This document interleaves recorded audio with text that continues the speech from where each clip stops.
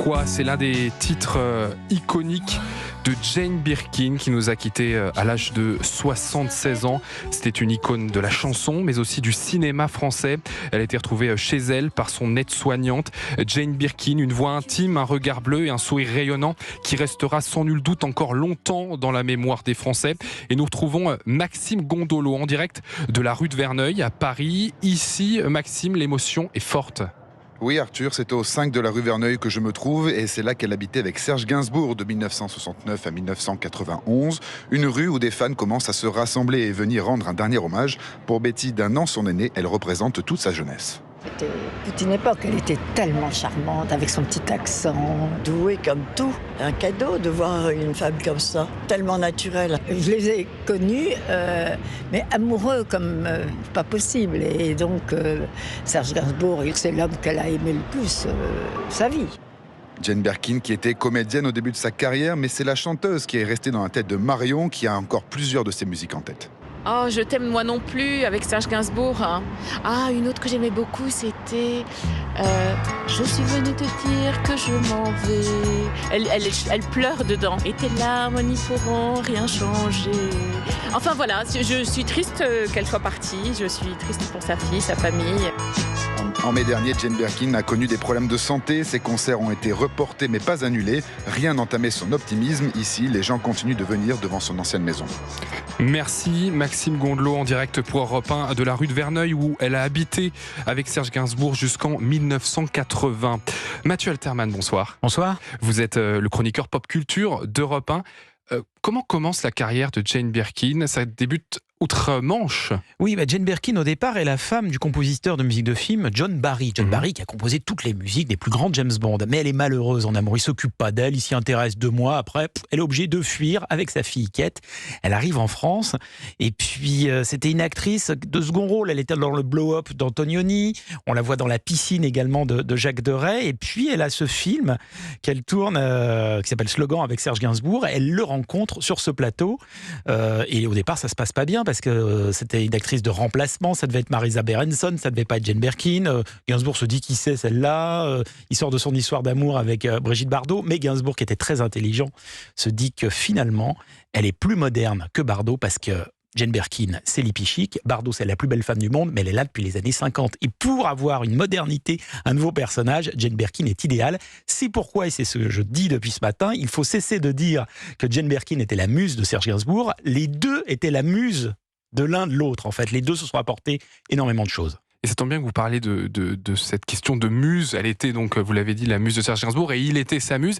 Elle en parle, elle dit qu'elle aime être une muse. C'était en 1984 et ça se passe évidemment sur Europe 1. En fait, les choses que je voulais, c'est d'être vue par les artistes. Je voulais être vue. C'est ça qui est excitant dans ma vie, c'est d'avoir pu être vue par Antonioni, par Gainsbourg, par Doyon. Je veux être vue et utilisée par. J'aurais adoré d'être une mannequin des peintres. Parce que parfois, même si tu n'aimes pas le peintre, tu supposes que tu n'aimes pas particulièrement, je sais pas, Modigliani. Punaise, j'aurais aimé être peinte par Modigliani. Il existe. Et moi, j'aime bien d'avoir des empreintes des gens sur les choses que je fais. J'aime être imprimée par eux. Jane Birkin au micro Europe 1, nous étions en 1984. Comment on peut expliquer ce rapport du public français avec Jane Birkin? Pourquoi ce coup de foudre avec Jane Birkin du public français? Vous savez, les coups de foudre ne peuvent pas s'expliquer, justement. C'est la force, c'est ça un vrai coup de foudre. Parce que ce qui est extraordinaire chez Jane Birkin, c'est qu'elle plaît pas seulement aux cinéphiles ou seulement aux fans de musique ou de mode. Elle plaît à tout le monde. C'est quand même la seule star qui a réussi à avoir un sac à main de la marque la plus prestigieuse française, Hermès, et en même temps qui faisait de la publicité pour la crème anglaise instantanée Alza. Ouais, c'est quand même quelque chose de totalement transversal. Ou alors des publicités pour des lessives, des films, des comédies avec Claude Zidi ou des films d'auteur avec Jacques Doyon. Elle a été excellente partout parce que c'était quelqu'un qui dégageait une sympathie évidente, immédiate. Les gens l'aimaient pour ce qu'elle était, pour son langage un petit peu fleuri, mais jamais vulgaire. Et puis, c'est quelqu'un qui travaillait énormément. C'est-à-dire qu'effectivement, elle avait un accent anglais, mais vous l'écoutiez sur scène, vous compreniez chaque mot. Elle avait une diction extraordinaire parce qu'elle avait travaillé énormément avec Serge Gainsbourg. Et vous faites bien de parler de son accent. Elle a voulu pendant longtemps peut-être l'effacer. Elle se confiait au micro d'Isabelle Morizet en 2014 à ce sujet. On l'écoute. Je pense que tous les immigrés gardent leur accent et leurs enfants n'en ont pas. Et on n'arrive pas de s'en débarrasser du accent. Pourtant, j'ai essayé, j'ai pris un coach et après ça, j'ai fait des airs en français parce qu'avant, c'était R. Maintenant, c'est avec un air français.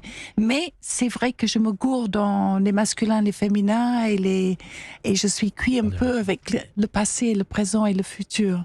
Elle se gourde dans les masculins et féminins. Et elle ne ment pas. Mon grand-père était un immigré de Pologne et de Russie. Et jusqu'à la fin de sa vie, mon jeu, c'était de lui donner des noms de fruits et voir s'il allait dire un banane ou une banane ou un clémentine ou une clémentine.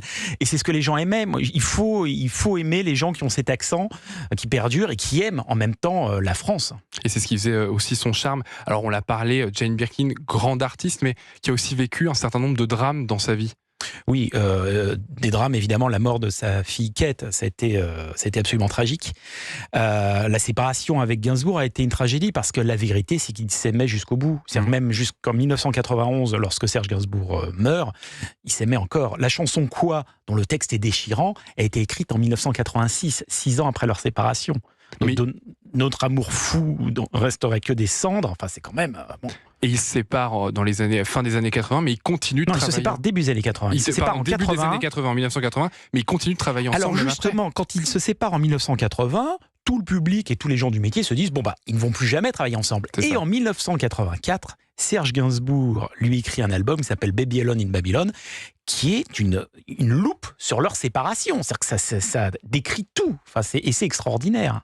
Merci beaucoup Mathieu Alterman d'avoir été avec nous et d'avoir pu évoquer Jane Birkin. On va encore beaucoup en parler tout au long de cette émission. Et rajoutons qu'Emmanuel Macron salue sur Twitter une artiste complète, une icône française pour le président de la République. Elle incarnait la liberté, chantait les plus beaux mots de notre langue. Elle nous lègue des airs et des images qui ne nous quitteront pas.